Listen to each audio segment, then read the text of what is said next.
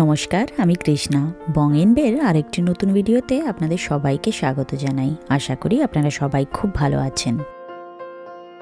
আপনারা আমাদের কয়েকটা আগের ভিডিওতে তো দেখেছেন যে আমরা আমাদের ব্যাকইয়ার্ড নিজেই তৈরি করছি। এখন আমরা চলে এসেছি হোম ডিপোতে।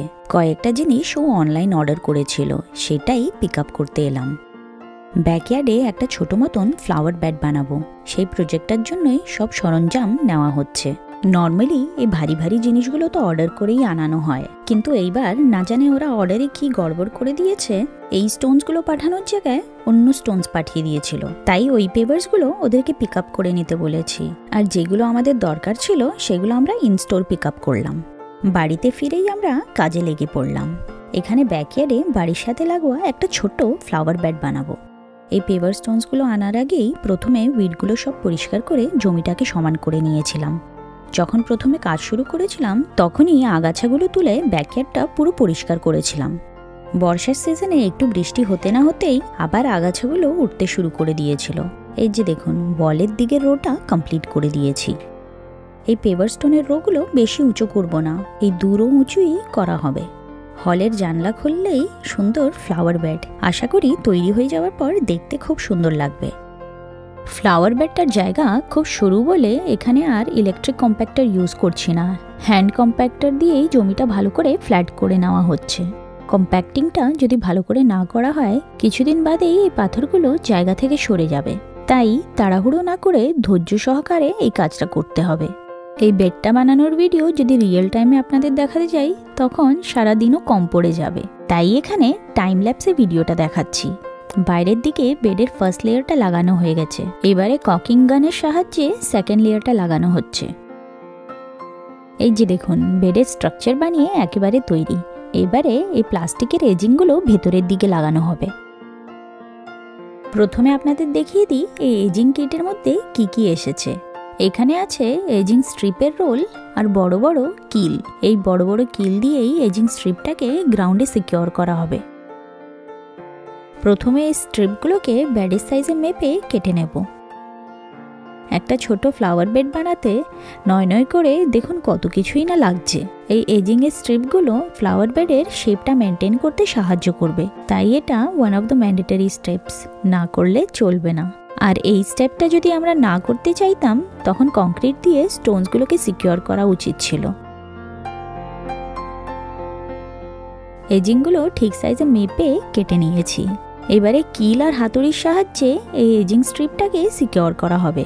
কাজটা খুবই সহজ, কিন্তু মেপে ঝুপে সবকিছু করতে করতে অনেক সময় লেগে যায়।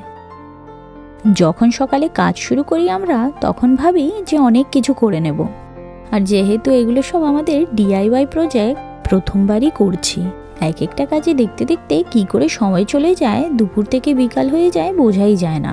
আপাতত বাড়িতে একটাই হ্যামার আছে, তাই এজিং সিকিউর করার কাজ ওই করছে। ফ্লাওয়ার বেডের স্ট্রাকচারটা এখন একদম রেডি।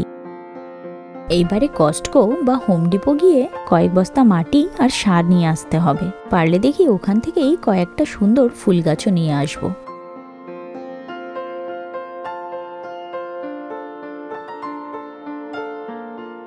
বেডের কাজ যখন হয়েই গেছে তখন আর দেরি কেন করা, চটপট আমরা রেডি হয়ে কস্টকো চলে এসেছি। কস্টকোর পার্কিং লটে দেখুন কারা ঘুরে বেড়াচ্ছে।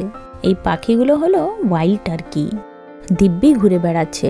আশেপাশে এত গাড়ি আসা যাওয়া করছে কিন্তু তাদের কোনো ভয় নেই।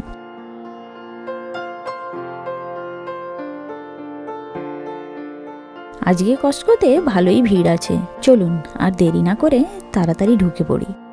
ওই বলে না, বয়সের সাথে সাথে টেস্টও পাল্টায়। আস্তে আস্তে কস্টকো আমার one of the favourite destination হয়ে উঠেছে। ও যদি আমাকে বলে চলো কস্টকো যাবে, আমি তো সবসময়ই এক পায়ে খাড়া। যখনই আসি এত নতুন নতুন জিনিস দেখতে পাই যে কোনটা নেব কোনটা ছাড়বো বুঝতেই পারি না। সব কিছুই তো ঠিক আছে, কিন্তু এই শখটা পকেটের উপরে খুব ভারী পড়ে যায়। এখন স্প্রিং সিজন বলে দেখুন কস্টকোতে কি সুন্দর সুন্দর ইনডোর প্লান্টস এসেছে। আসার আগে সবসময়ই ভাবি যে যেইটুকু দরকার সেইটুকুই নেব, কিন্তু এখানে আসার পরে সব ভুলে যাই। ফুল গাছ তো তেমন দেখছি না, কিন্তু বেশ সুন্দর সুন্দর ইনডোর প্লান্টস এসেছে। বাড়ির বাইরে যেমন গাছ লাগাতে আমার ভালো লাগে, ঘরের ভিতরেও গাছ রাখতে আমার খুবই ভালো লাগে। বাড়িতে আমার কয়েকটা ফক্স প্লান্ট তো আছেই, কিন্তু এখন ভাবছি আস্তে আস্তে সেগুলোকে রিপ্লেস করে রিয়েল প্লান্টসই লাগাবো। এই গাছগুলো দেখুন কি ফ্রেশ, মনে হচ্ছে যেন আজকেই নতুন ডেলিভারি এসেছে। এই গাছগুলো দেখুন তো, এখানে লেখা আছে এলিফ্যান্টস ইয়ার প্লান্ট। আমার তো দেখে মনে হচ্ছে মানকচু, কিন্তু শিওর হতে পারছি না। আপনারা যদি জানেন আমাকে একটু ক্ল্যারিফাই করুন তো, এটা কি সত্যি মানকচু গাছ? কটা ইনডোর প্ল্যান্টস নিয়ে গাছের সেকশন থেকে বেরিয়ে এলাম। এই যে দেখুন, কস্টকোতে এই স্যান্ডউইচেসগুলো প্রথমবার দেখলাম, বেশ দারুণ লাগছে তাই না? কোথায় দূরপাল্লা বেড়াতে গেলে গাড়িতে এই একটা বক্স নিয়ে নাও, লাঞ্চ বা ডিনার দারুণ হয়ে যাবে, মাঝখানে কোথায় দাঁড়াতেও হবে না। চলুন টুকিটাকি কিছু গ্রসারি শপিং করে কয়েকটা ইনডোর প্ল্যান্টস নিয়ে বেরিয়ে পড়লাম। এলিফ্যান্টস ইয়ার গাছটা নিয়েই নিলাম, যদি পরে না পাই। মানকচু গাছ হোক না হোক, at least as a show plant তো ভালোই লাগবে। আর যদি মানকচু গাছ বেরোয় তখন তো আমার জ্যাকপট। আজকে আমাদের এখানে ওয়েদারটা খুব ভালো, বেশি ঠান্ডাও না গরমও না, তাই এখানকার স্প্রিং সিজন আমার খুব ভালো লাগে। শীতকালটা আমার একদমই ভালো লাগে না, একে তো হাড় কাঁপানো ঠান্ডা, আর তার উপরে বেলাও খুব ছোট। এখন তো এখানে প্রায় 8:30 অবধি দিনের আলো থাকে। দেখতে দেখতেই তো বাচ্চাদের সামার ভ্যাকেশন শুরু হয়ে যাবে। দেখা যাক এই সামারের মধ্যে যদি ব্যাকইয়ার্ডের প্রজেক্টটা শেষ করতে পারি। এখন এখান থেকে বেরিয়ে হোম ডিপো যাব। এখানে তো মাটি বা সার কিছুই পেলাম না, এখন হোম ডিপো থেকেই নিতে হবে। হোম ডিপো ট্রিপটা আর আপনাদের দেখালাম না, মাটি বা সার নিচ্ছি সেটা আর কি দেখাবো বলুন। ফ্লাওয়ার বেডের মাটিটা আগে ভালোভাবে তৈরি করে নিই, তারপর একে একে গাছ কিনবো। ইচ্ছে তো আছে বিভিন্ন কালারের গোলাপ গাছ নেব। এখানে তো দেখেছি সেন্ট্রাল ভ্যালির ওয়েদারটা খুবই হার্শ, কিন্তু জানেন তো এখানে গোলাপ খুব ভালো হয়।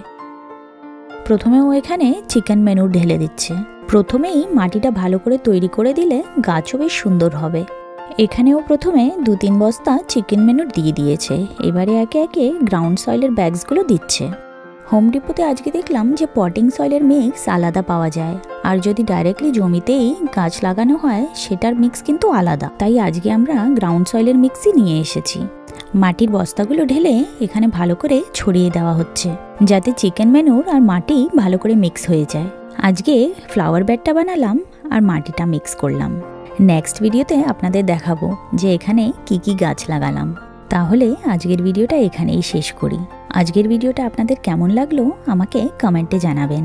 ভিডিওটা আপনাদের যদি ভালো লেগে থাকে প্লিজ একটা লাইক করে দেবেন, আর ফিউচার ভিডিওসের নোটিফিকেশনের জন্য চ্যানেলটাকে সাবস্ক্রাইব আর বেল আইকনটা টিপে দেবেন।